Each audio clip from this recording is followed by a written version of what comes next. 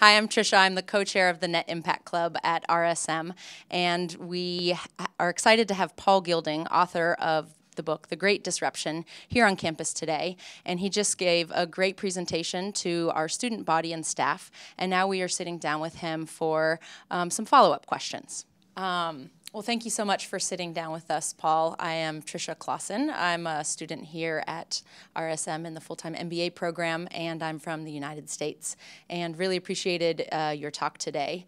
And I'm curious, you talk a lot about how when our current economic system is coming to an end, and there's going to be a new economy, and many existing businesses will cease to exist, and many new businesses will spring up. And so I'm curious about your work with existing businesses.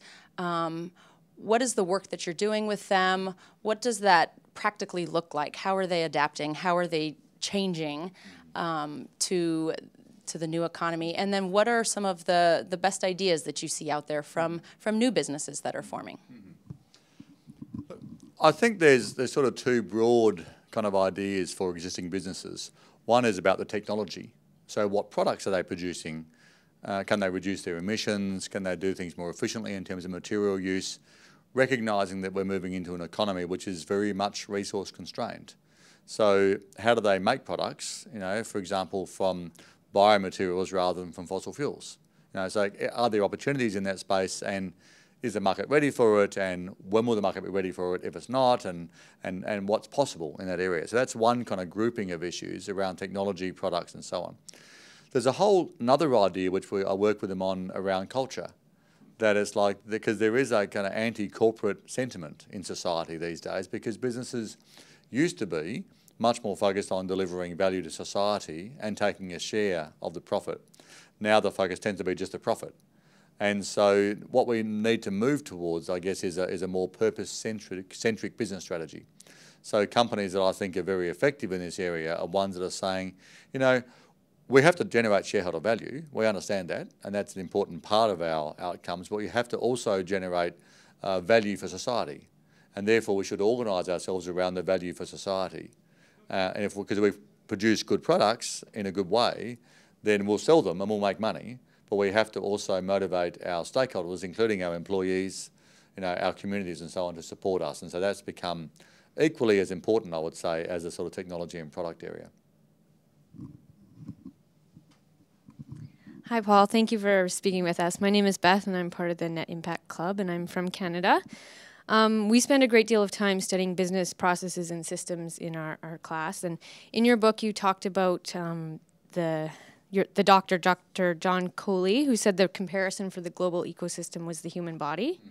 And his quote was, "Planet Earth, being a web of complex self-regulating systems, operates very much like a human body. Terminal illness gives us the template for most forms of ecological collapse."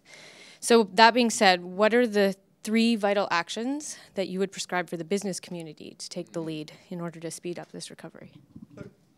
I think there's a getting ready for what's coming in a physical sense. So getting ready for resource constraint, getting ready for an economy with no CO2 emissions, for example. Not that you can always do that today, because it's not always financially beneficial to do it today, but getting ready for that in terms of planning, in terms of products, and recognising this is no longer a kind of multi-decade away issue. It's much closer, I think, is a really important part of it. Another thing I'd say for businesses is recognise that you're influential. Now, the Occupy movement is basically saying the corporates run the world. I don't think the corporates do run the world, but they certainly have a lot of influence. And so recognising that they can intervene in that system, that they are part of the system which is breaking apart. They're also part of the system which needs to renew itself. And so business leaders, I think, getting more active in society, not just lobbying for their interests, but actually saying, well, what's the best interest for society? Because you can't have a successful company in a failing economy. Right? We actually have to have the collective move ahead as well, I think, is very important. And I think the third thing I'd say is that recognising that you need to motivate your people, that companies are not sort of functional, machines. They're just groupings of people who are doing something. And so working out how do you really truly engage the hearts and the minds of your employees and make them want you to succeed is actually very important. It's important for attracting the best people, because what's clear from the research is that the brightest and best graduates are actually more inclined to be concerned about the ethics and values of a company. Right? So you're attracting not just people, but attracting the best people to your company doing that, but also for existing employees to make them feel as though their interests are aligned. Their success is your success, and so on, I think is a very important part of it. Okay? Thank you very much, Paul. My name is Ayumi Kimura. I'm from Japan, and I'm also a part of Net Impact Club, and also MBA student. My question is, like, we MBA student will be a future business leader, and this RSM also emphasizes the importance of sustainability, and we are all expected to practice that concepts in the business practice in their society. But we all know it's also difficult, and it's also a challenge to implement those sustainability idea and corporate social responsibility idea. So my question is how we can prepare for those challenges, if there is any particular specific advices. Okay. Thank you. I think the issue here is that to recognise that sustainability is going to be everywhere. Right, that not to see, okay, I want to work for a sustainability company rather than a non-sustainability company. I guess my point is that all companies will need to be sustainability companies. So preparing for it is as much about not focusing just on the sustainability issue, but focusing on any industry and how it can be more sustainable. And that can be about the people, the social impact, how it helps society be a better place, what is its contribution, how do you measure that? What products you're producing, what is the culture of the company. So really, it impacts on every aspect of business and therefore every aspect of a business school. And I think people sometimes forget that this is not kind of on the edge of the economy.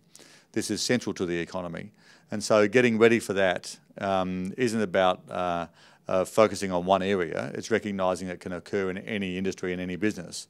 Therefore, I say, because people write to me every day and say, what shall I do to contribute towards sustainability? And I say, do what makes you satisfied, do what makes it fun for you, because you have to have passion for what you're doing. And if you work out what makes you excited, what makes you feel strongly about something, that's a good reason to focus on that area, and then do that within a sustainability framework. Yeah? Yeah. Thank you very much for spending the time with us today and for the talk earlier today. And we really appreciate all your advice and what you've given for us. So thank you. Thanks. Good. Thank you. Thanks.